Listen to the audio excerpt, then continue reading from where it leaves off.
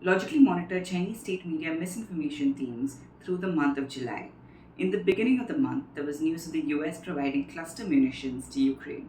Pro China actors criticized the move, pointing to how the US had used cluster bombs in the past. Consider this tweet from the chief of the China Daily EU Bureau, who criticized the EU response to the provision of cluster bombs to Ukraine. He says, and I quote, "Welcome to the new EU media landscape of political correctness. Sadly." End quote. Then Henry Kissinger visited China and met everybody, including Xi Jinping. This also got a lot of eyeballs in the Chinese press.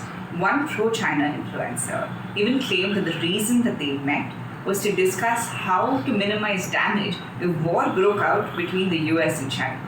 In all the things the Chinese state media spoke about, there was one obvious issue they did not speak about: the missing foreign minister Qin Gang, who disappeared from public view for weeks on end.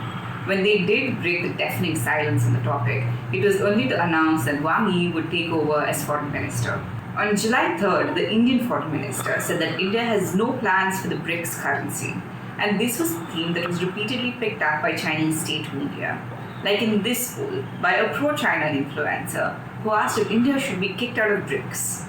And in this tweet, the Global Times said that the BRICS 5 would not be distracted from their key agendas, which included a BRICS currency. If you want to read a little bit more about how the Western financial system has become a prime target of both the Chinese and Russian disinformation campaigns, then my colleague Kyle Walter and I wrote a piece for The Diplomat. I've linked it in the description.